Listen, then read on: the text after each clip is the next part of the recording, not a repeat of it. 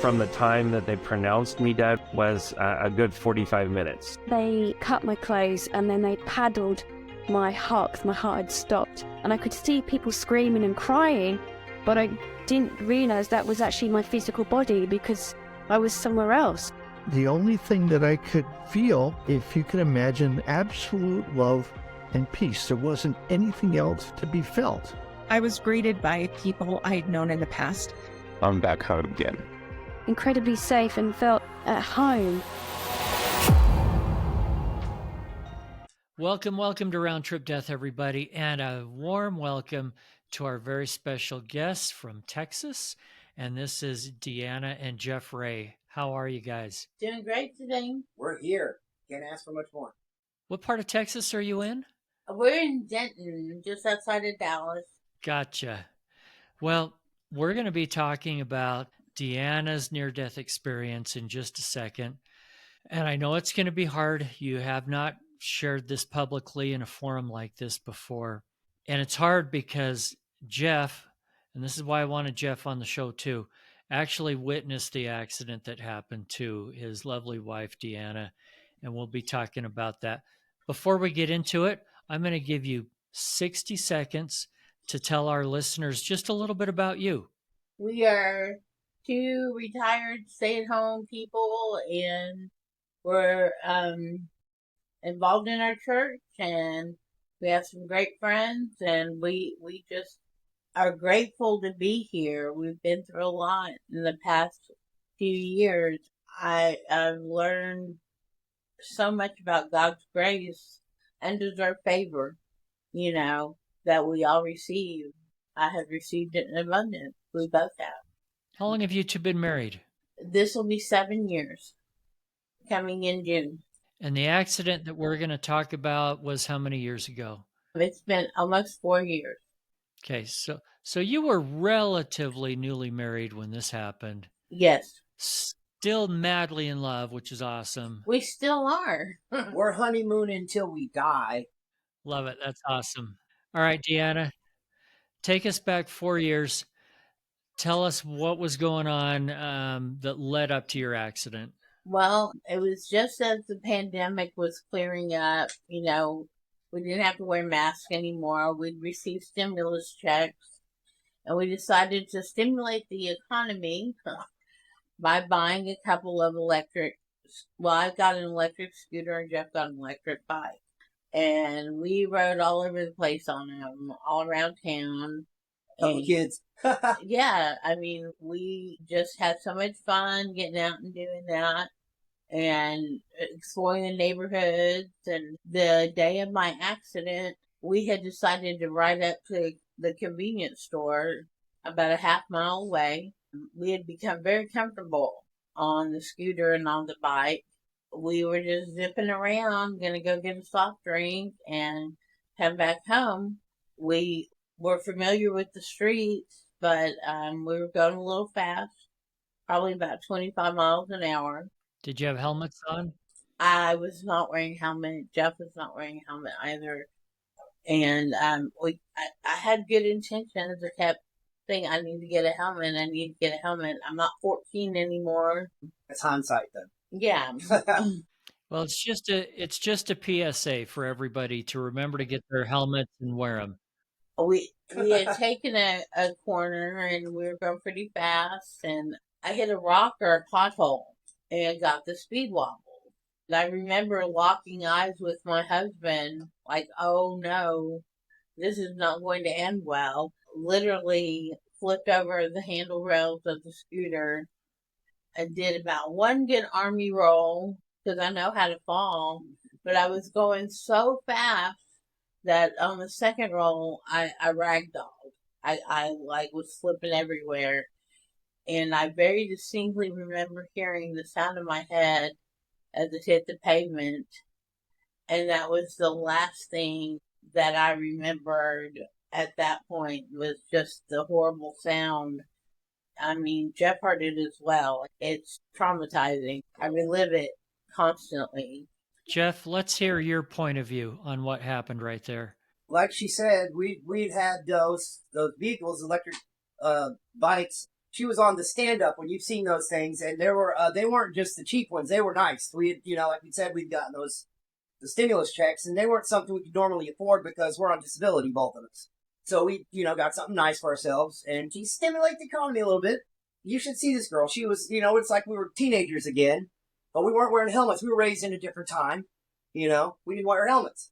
Looking back, we definitely will, but we just come around a corner. We were doing about 25. That's faster than a school zone, and you're totally in the open. She hit, I guess, like carved into a little pothole or something, but we were about 5 feet apart, side by side cruising, and we locked eyes when she hit this pothole, and her handlebars started, ooh, like that. She just went over the handlebars, and she did do a tuck and roll. I give her 5 out of 5 stars on that first roll. But she, inertia took over, and she just, like she said, ragdolled out and just boom, like that. And her head hit the pavement, and it sounded like a watermelon hitting it. And I mean, I'm sitting there, like it went into like Matrix, slow motion, and there was absolutely nothing I could do to help because I was going just as fast as she was. And so by the time I had time to react to slow down, she had already hit and was tumbling, and her head hit, and it was, if you can imagine the sound it made, that's exactly what it looked like. And that's my beautiful wife that I waited 43 years to find. I can't even imagine. Deanna, what do you remember next? Well, I sat up and remember seeing, I was in this beautiful, there was ambient light. It was very warm. It was very inviting. I felt no panic or fear. And my 2 grandmothers were standing before me. I've seen pictures of them when they were younger. And they surpassed, their beauty surpassed that more than I can explain. They were ethereal looking. They were so beautiful, I was speechless. My maternal grandmother had reached her hand out to me. And she was just smiling and welcoming. I mean, I wanted to get up and hug her. Then I heard my husband's voice calling me. Baby, don't go. Please don't leave. I literally felt myself pulled back and drop almost violently into my body. I didn't even realize I was out of my body at that point. I mean, I remember hitting hard. I came to, and my hands were over my face. I was spread eagle, face down on the concrete. Blood was just, I was in a pool of blood, and it was just pouring out of my head. At that point, Jeff saw me moving or trying to move, and was telling me, don't move, the ambulance is on the way. Well, I can tell how hard it is for Jeff to relive this, and we're going to give Jeff just a minute. In the meantime, Deanna, I would love more detail on what you saw. Now, your grandmothers that you saw, had you known them in this life? I was so close with them. They were like the 2, we were running buddies. One was Jewish and raised me going to the synagogue, and the other was a Christian, and I went to church with her. And I had grown up going to different churches my whole life, just kind of trying to find my way. I finally found a church I was comfortable in when I met my husband. He introduced me to his church, and I had been baptized, but I was not really living the way I was supposed to be living. I was kind to people. I, had gotten more serious about praying, but, I didn't read my Bible. I went to church, but wasn't involved. I was lukewarm about everything. Sure. When did your grandmothers pass away? One about, I'd say 20 years prior, my maternal grandmother, and then my paternal grandmother had passed away about 10 years prior. Okay.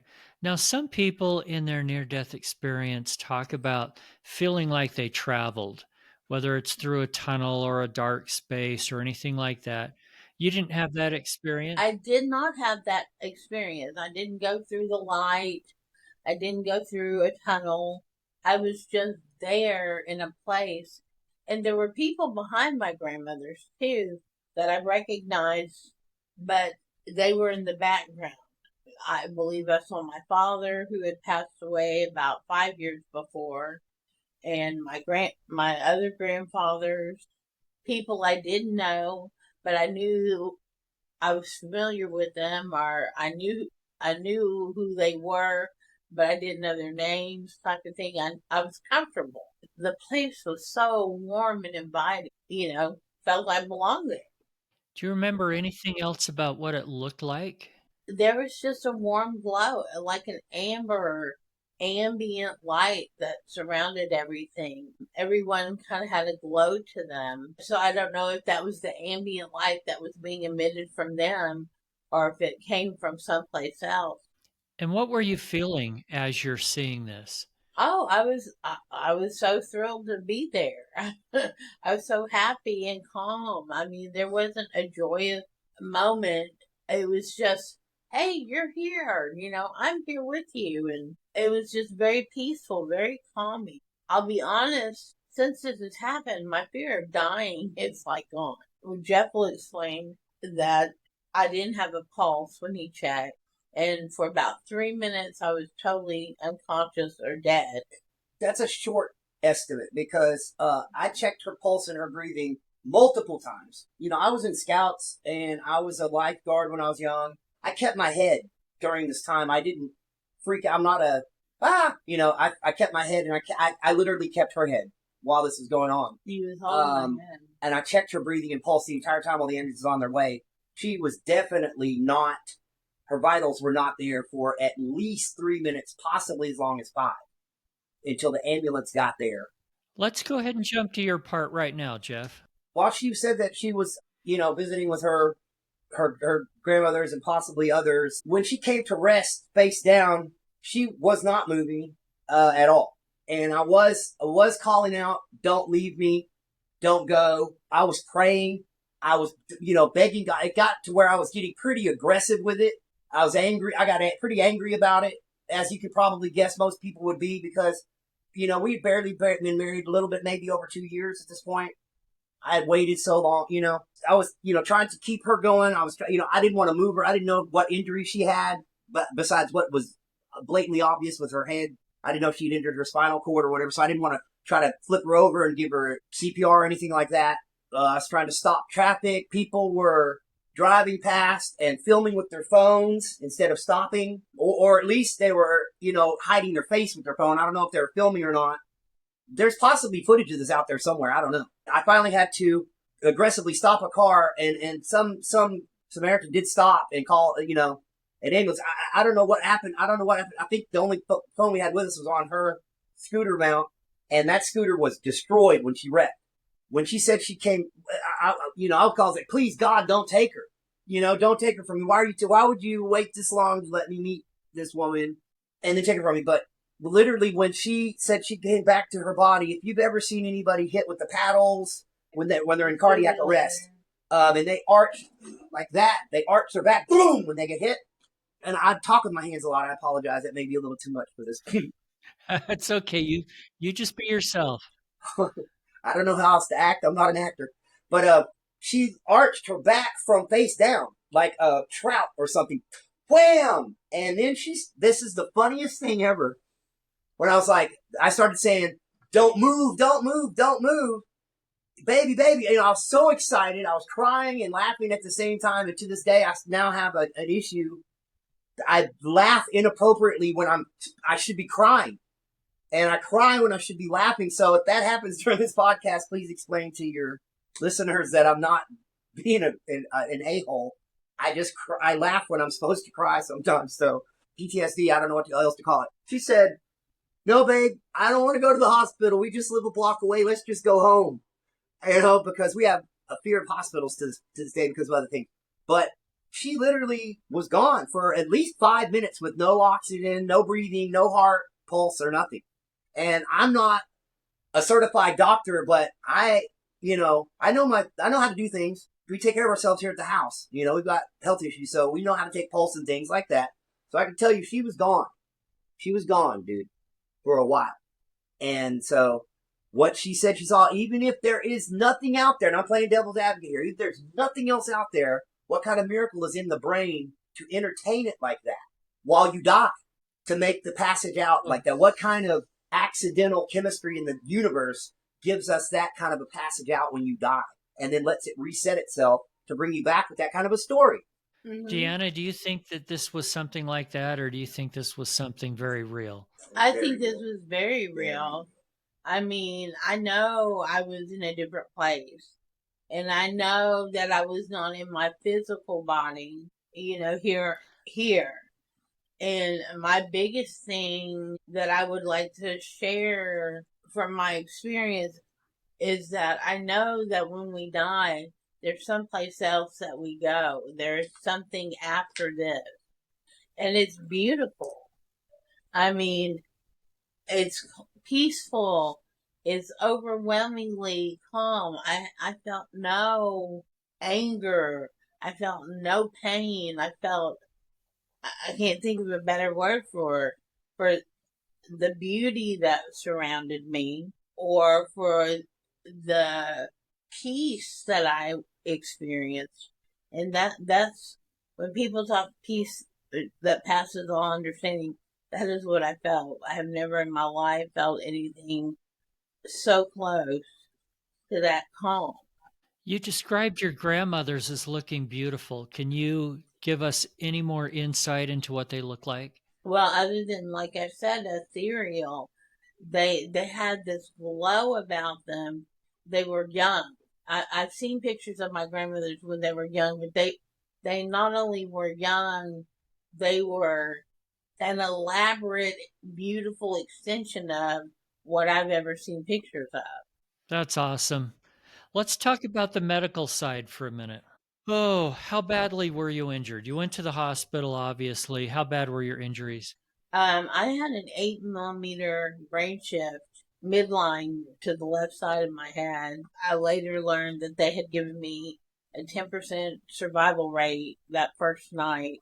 1 out of 10. 1 out of 10 people survived my accident or head injury within those first 24 hours. I consider myself a miracle.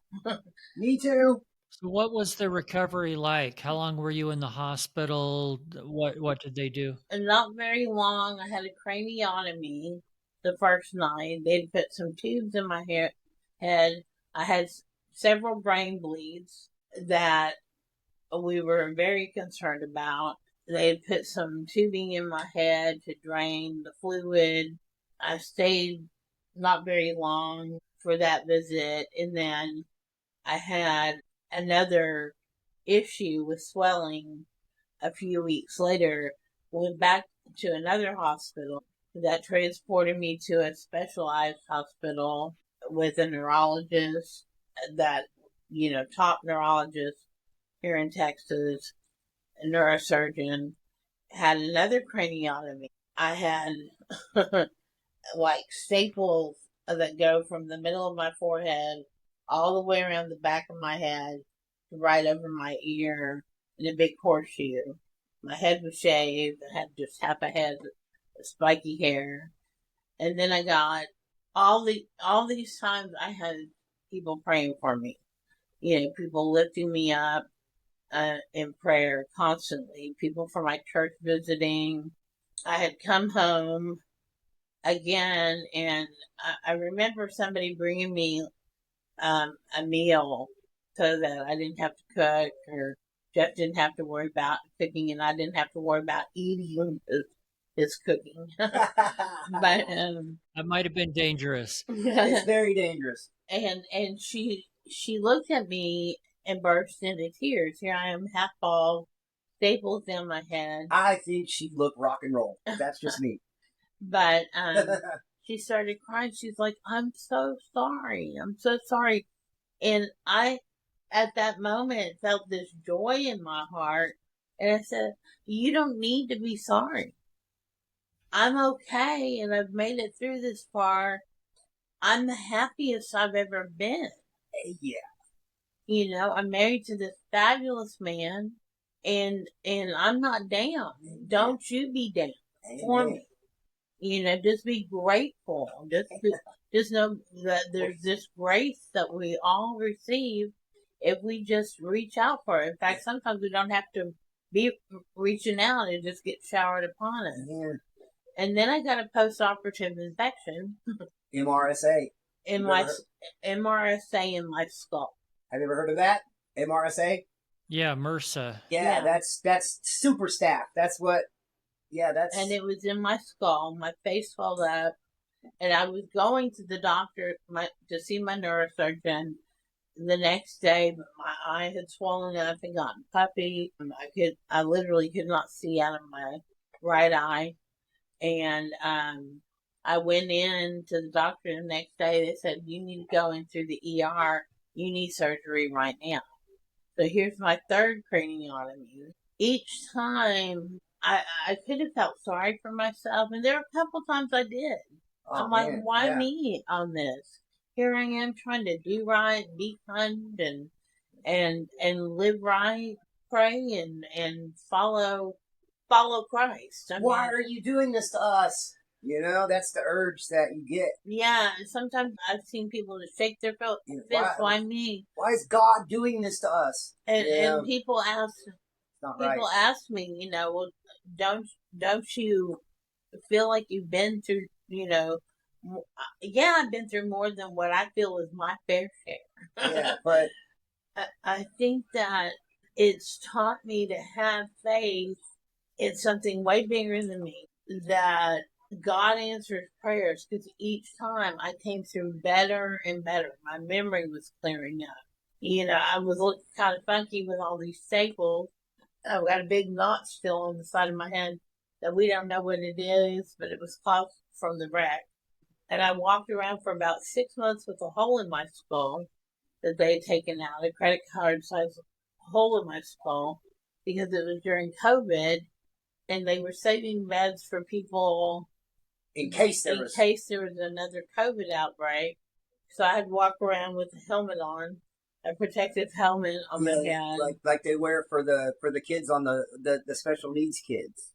They had her, like, if she would have bumped her head on anything, she would have died. I would have died. And yet they had this entire floor of the hospital with empty beds just in case there was COVID. It was an elective surgery to have a titanium plate put in my head. Yeah, they said it was elective surgery, so they wouldn't give it to her. But I finally had the cranioplasty, and I've not had any problems since then.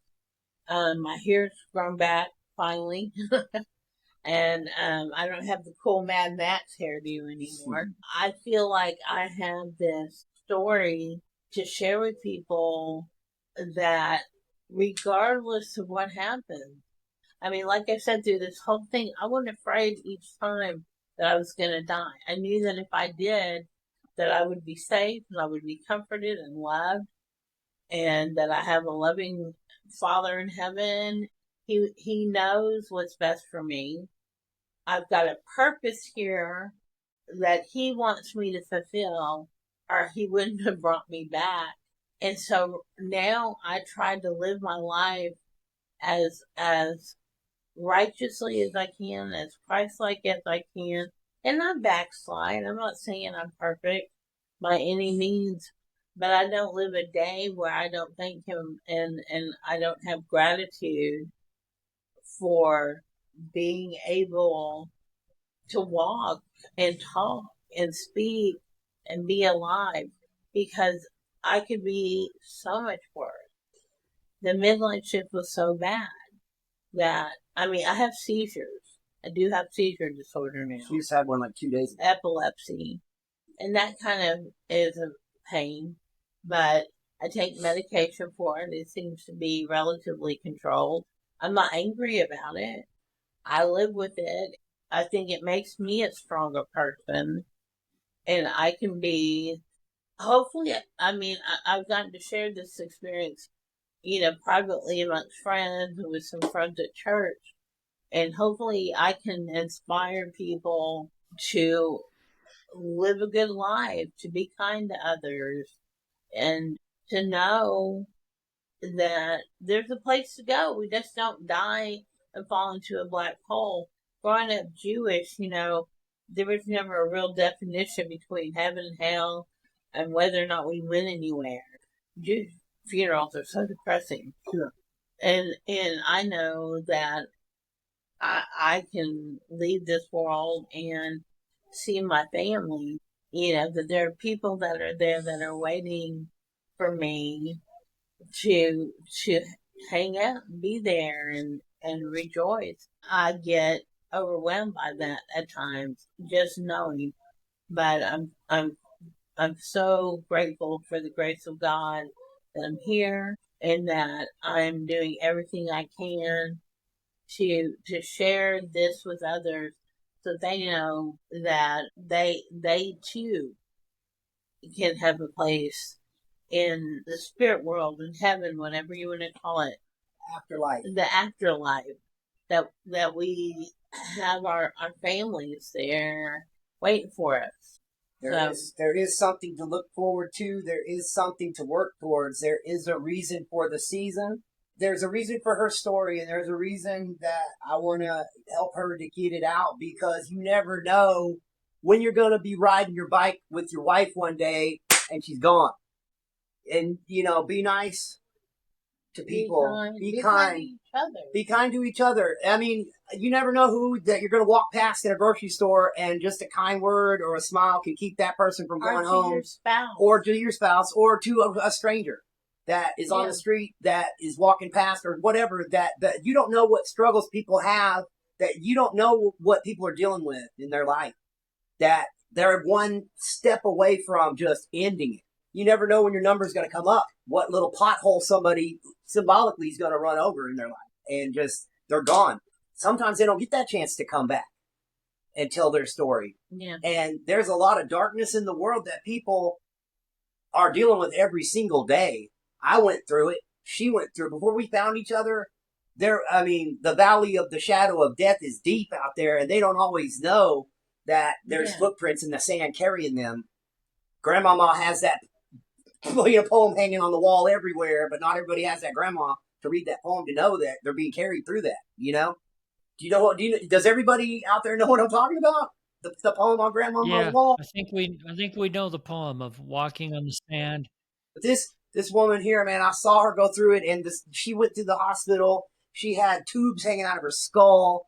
I mean, they were telling me that I was going to have to find a place for her. I mean, the first couple of nights she was in there, they're like, if she makes it out of here, you need to find a hospital to put her in, because if she wakes up, she's not going to know you. Probably. If she does, she may not even be herself. She may have a completely different personality. She may be angry, hateful, spiteful. She may be a child. She might not be able to walk. She might be paralyzed. You may have to change her diapers. And I said, you know what? All of the above. She's going home with me, because I'm going to take care of her. I just want to thank you two so much, Deanna. Thank you for sharing this story. Mm-hmm. And Jeff, I want to give you the last word. I know how hard this has been for you. And the last word that I'd like you to share with us is, what are you grateful for today? I'm grateful for, first of all, I'm grateful to have a Father in heaven that has given us this chance to be here on this earth to live this life. But I'm grateful most of all today for this chance to get this story out for people to hopefully get something good out of this. And I'm grateful for my wife most of all. She's I wouldn't be here if it wasn't for her. She's cared for me, and I'm glad I was there to be able to help her get through this. And I'm grateful for you to help us get the story out on this. And I hope somebody, even just one person, can get something good out of it. Honestly. Know there's something good out there for y'all. There's something good waiting. Thanks again for listening and sharing this podcast. Don't forget to hit the follow or subscribe button and sign up for our newsletter at roundtripdeath.com. If you want to share your near-death experience, or if you have questions or comments about the show, send an email to eric@roundtripdeath.com. Until then, I wish you everything good that you're looking for in this life and the next.